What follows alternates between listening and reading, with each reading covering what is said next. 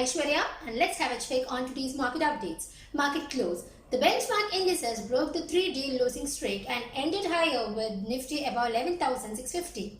At close, the Sensex was up 143.51 points or 0.3% at 39,757.58 and the Nifty was up 26.80 points or 0.23% at 11,669.20. About 1,080 shares have advanced, 1,535 shares have declined and 148 shares are unchanged.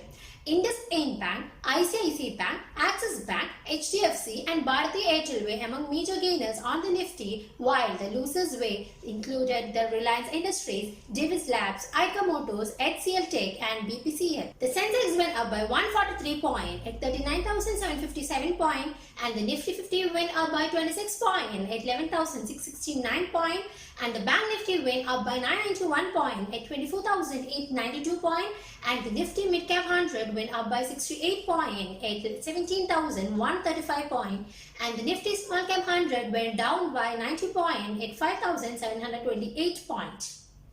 Now let's have a check on the commodities and the currencies. The British pound is trading at Rs 96.07 and the US dollar is trading at Rs 74.42 and the Brent crude is trading at $37.02 and the gold MCX 10 gram is trading at Rs 50,870 and the silver 1 lot is trading at Rs 61,855.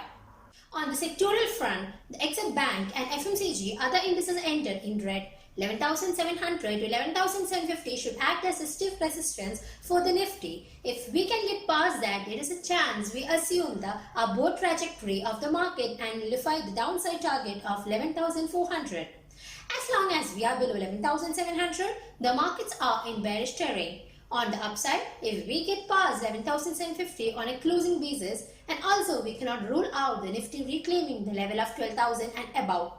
Bank Nifty has been outperforming the Nifty since the start of last month.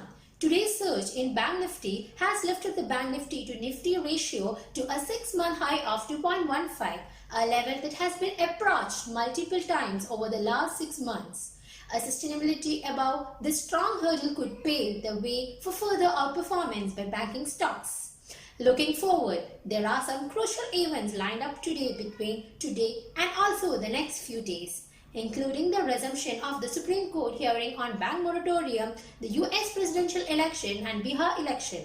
Given the magnitude of these events, the volatility can be expected to pick up in the days ahead. Hence, it is prudent to be on the defensive over the next few days and trade with tight stop losses.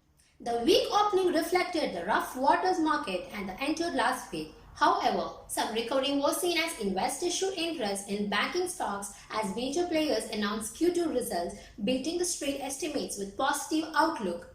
Additionally, the banking stocks are attempting to price in expectation of the positive SC verdict on moratorium. The Indian market is expected to be volatile amid mixed global sentiments due to increasing COVID cases, US election and delayed stimulus. One more indecisive day for the Nifty 50. However, the Bank Nifty did a great job. The Bank Nifty closed 4% higher while Nifty 50 closed at an unchanged level.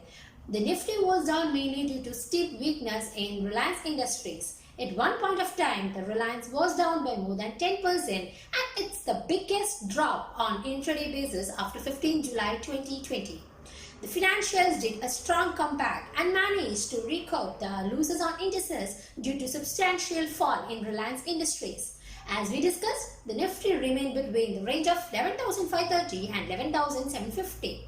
It has formed an intensive candlestick formation on a daily chart. Be stock specific for the time being. The focus should be on financials as technically the Bank Nifty is ready to hit the level of 25,500 shortly.